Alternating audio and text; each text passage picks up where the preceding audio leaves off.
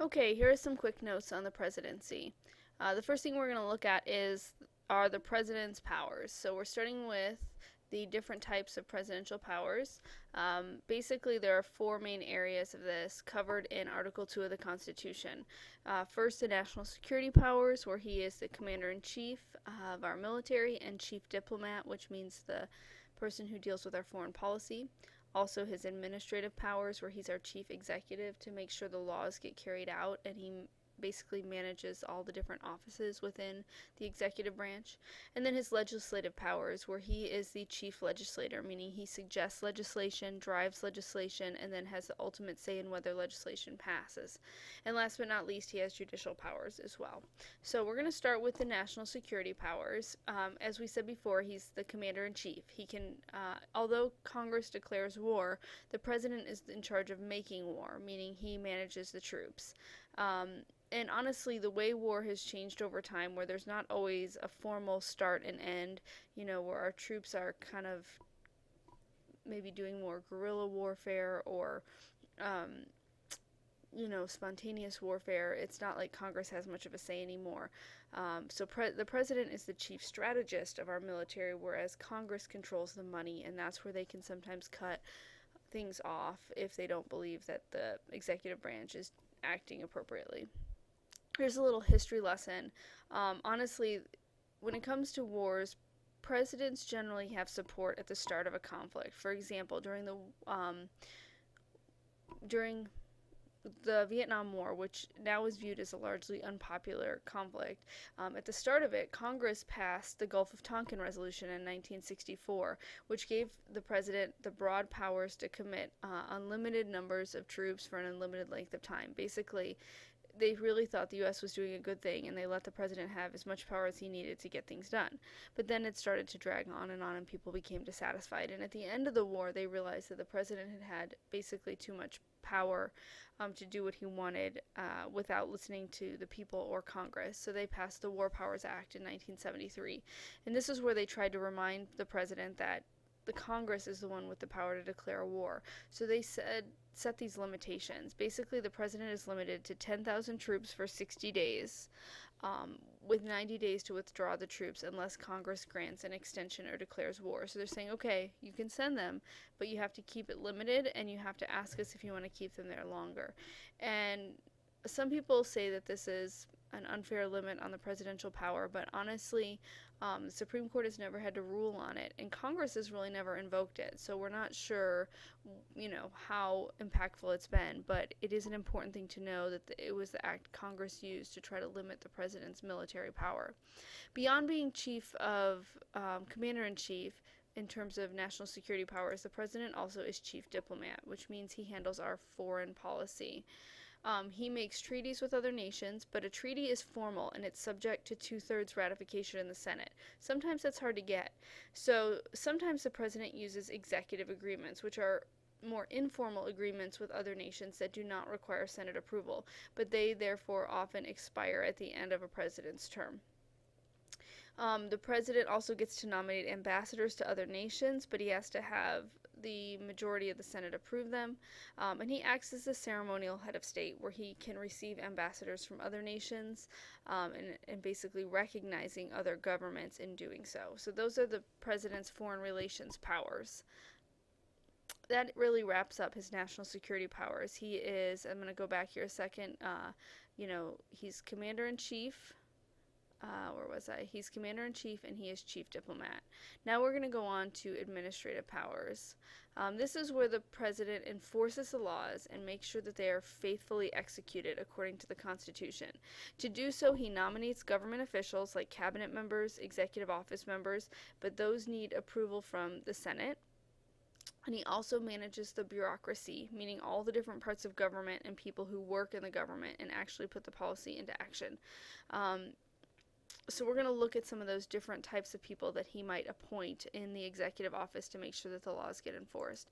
The first of which is the cabinet, which is shown on page 411 in your book.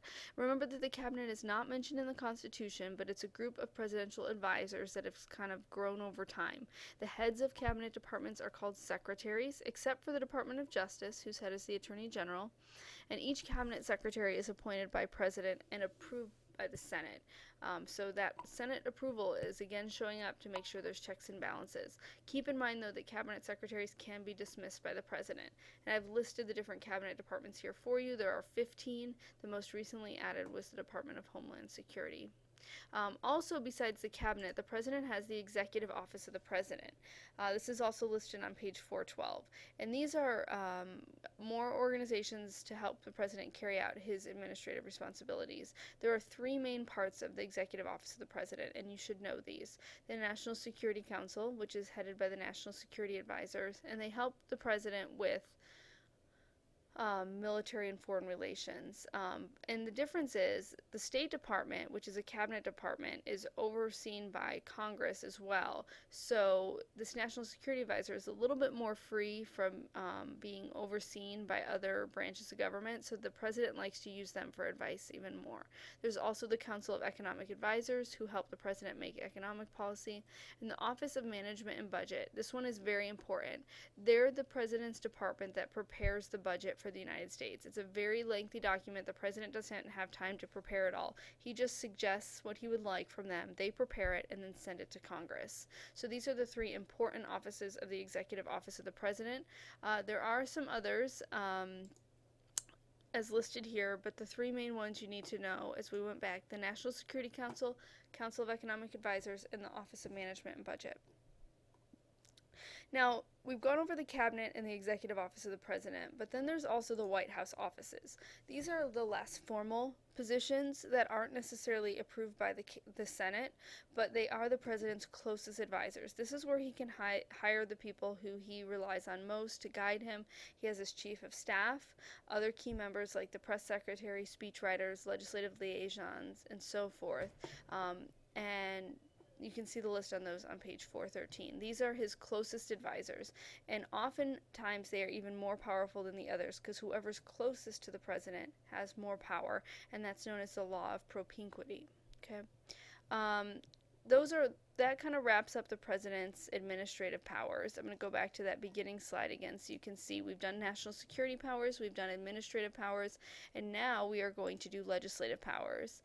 The president is our chief legislator. He has to brief Congress on the State of the Union. He can suggest laws to members of Congress. He can veto laws. But keep in mind that sometimes the president has a hard time advancing his legislative goals when there's divided government, where either one or both houses of Congress is controlled by the opposition. This is how we're dealing with right now, with President Obama being a Democrat and the House of Representatives being controlled by Republicans. It's very difficult for his laws to become policy, and it's more slow, but that is what our founders intended when they created so many checks and balances in our government.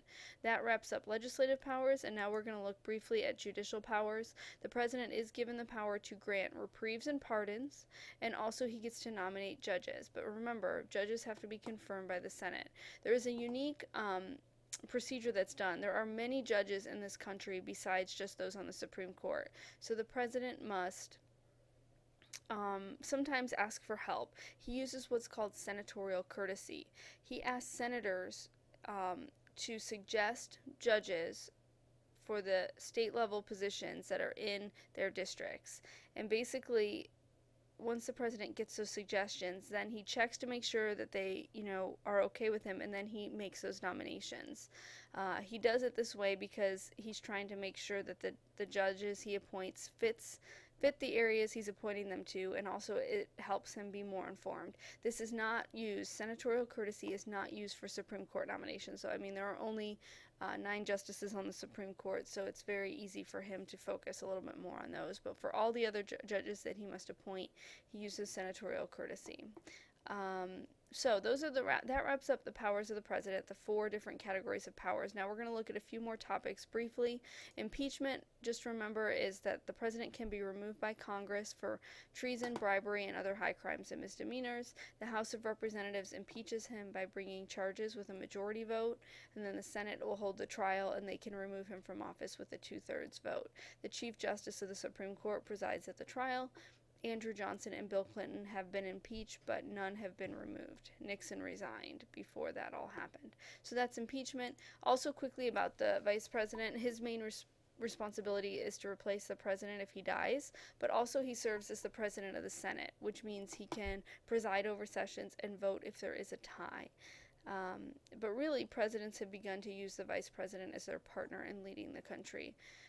Presidential succession, really quickly. If the president dies, the vice president takes over, then the Speaker of the House, then the president pro tempore of the Senate, then the Secretary of State as the first cabinet department, and then it goes through the rest of the cabinet departments. The president has a very important relationship with the media. Basically, the president uses him to act as the agenda setter for the nation. Basically, he tells the media what he wants them to focus on. The president often also has a relationship. Let me go back. The president sometimes, though, has a relationship of conflict with the media in recent years. The media reports on the presidential approval ratings, and they often go down over a length of time, or they spike. Okay, I apologize. I got interrupted there. Let me do this again. Basically, the president has a very important relationship with the press. He uses them to get his ideas across as to what he would like the nation to focus on, and that's the agenda setter position. But there's often a lot of conflict with the president and the media. They're often attacking him, and it's made things more difficult. But the biggest thing the media often reports on is the presidential approval ratings, how the president is viewed by the people. And that is hard for the president to hear sometimes. Often, the president starts out very popular, but it goes down over the length of a president's term. And sometimes it spikes high or low when major events happen. The only one that is really different would be Clinton, who rose over his 8 years, which is very interesting. Really quickly, just some other points. It's important to know the difference between treaties and executive agreements. With treaties, they are approved by the Senate, so they're more formal, but executive agreements the president can make without Senate approval. Also, the Senate gets to confirm a lot of other things the president does, like his appointments. They approve his Supreme Court justice appointments, federal judges, ambassadors, cabinet secretaries, and certain executive office of the president officials. But remember, the president's personal White House staff is not approved by the Senate. And last but not least, the qualifications as a review: 35 years old, natural-born citizen, and resident of the United States for 14 years. And the book talks a little bit more about the history of the presidency, which you can see on page 402. And here is that chart on page 429 showing presidential approval ratings. And here's that weird one with Clinton where it goes up the whole time. Reagan did go up a little bit, but he had the big up and then a huge down when the economy went down. George H.W. Bush went up really high with the Gulf War, but down really low with the economy. George W. Bush went up high at 9/11 and continued to go down for his entire presidency because of the economy. Same with Johnson because of the Vietnam War, Nixon because of the problems he had, Ford, so you can kind of check that out. But that's all. Thanks.